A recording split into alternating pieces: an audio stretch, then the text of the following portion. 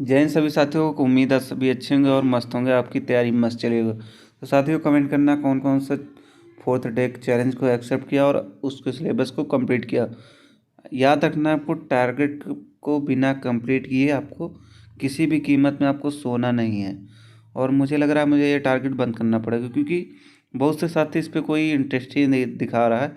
तो मुझे इससे यकीन हो रहा है कि आप लोग को सिलेक्शन लेने में कोई इंटरेस्ट नहीं है, क्योंकि इतनी बड़ी भर्ती में आप इंटरेस्ट नहीं ले रहे हैं तो फिर आपको समझ लीजिए ज़िंदगी भर पछताना पड़ेगा। इतना अच्छा मैंने आपके लिए सब कुछ तैयार रखा है, लेकिन आप लोग को कोई रिस्पॉन्स ही नहीं मिल रहा है, तो मतलब कि सीरियस कैंडिडेट नहीं है मेरे साथ जो भी है। तो चलिए कोई बात नहीं, मैं तो अपना काम करता रहूँ, बाकी आप लोग को करना है तो करें, नहीं ना करना है तो मत करें। एक दो जो मेरे साथी हैं उनके लिए मैं वीडियो बनाता हूँ, बाकी जो फर्जी के लोग हैं वो वीडियो को मत देखा करें।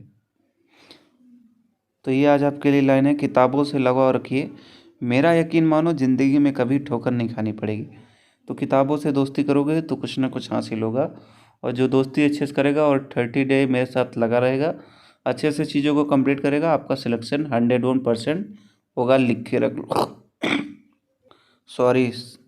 तो जो भी किताबों से अगर इंटरेस्ट रखेगा तो उसका सिलेक्शन अवश्य होगा। पहला डे आपका चैलेंज है हिंदी में। तो हिंदी में आपका फिफ्थ डे चैलेंज में आपको करना क्या है, क्रिया पढ़ना है चैप्टर, फिर काल को। बहुत छोटे छोटे चैप्टर है, क्रिया से भी आपको क्वेश्चन आते हैं, काल से तो आपका आता है सामान्य हो गया, हेत मेद, आसन्न, भूतकाल, ये सब आपके क्वेश्चन आते हैं।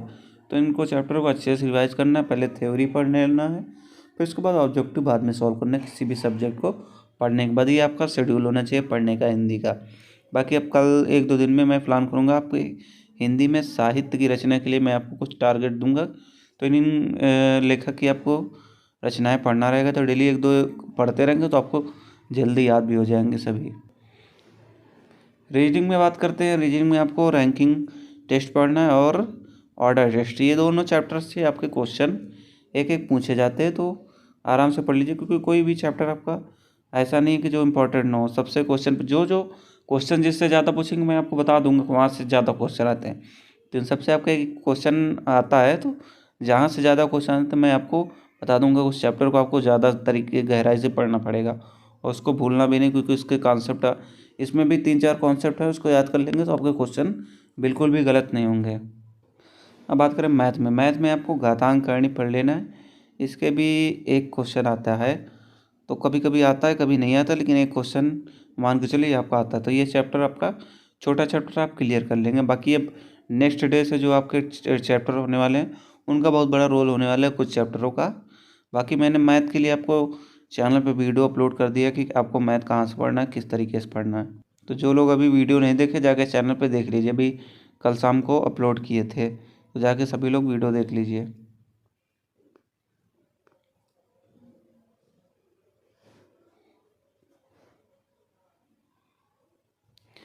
अब बात करें हिस्ट्री में। हिस्ट्री में फिफ्थ डे में आपको करना क्या है, जैसे बचा था आपका मराठा साम्राज्य मध्यकालीन इतिहास में, तो उसको कंप्लीट करना है। बाकी अगर अन्य चीज़ें कुछ छूट रही हैं जो इम्पोर्टेंट है वन लाइनर बुक में, उसी से आपको पढ़ना है।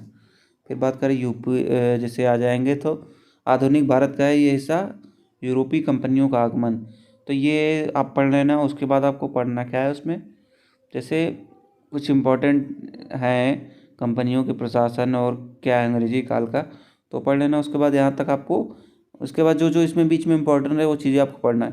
फिर आपको आ जाना है सीधे 1857 की क्रांति थी, क्योंकि यहाँ से क्वेश्चन बनता है एक, सबसे ज़्यादा क्वेश्चन यहाँ से एक बनता है, कहाँ से, इसका नेतृत्व कहाँ से हुआ था, जैसे मेरठ से कौन किया था, दिल्ली में कौन किया था, तो ये सब होता है, कानपुर से किसने किया था, ये क्वेश्चन आपके पूछे जाते हैं। तो ये आपको यहाँ से ये चीज़ें जो है गहराई से पढ़ लेना, उसके बाद ऑब्जेक्टिव सॉल्व कर लेना। बाकी जो भी आपको लग रहा है इसमें छूट रहा है, कुछ चीज़ें छूट रही हैं इंपॉर्टेंट, वन लाइनर बुक में जो है इंपॉर्टेंट चीज़ें हैं, एनसीईआरटी बेस्ड किताब में जो भी आप वन लाइनर हैं उसमें सब इम्पोर्टेंट ही दिया है, नोट्स टाइप का, तो उसी से पढ़िएगा।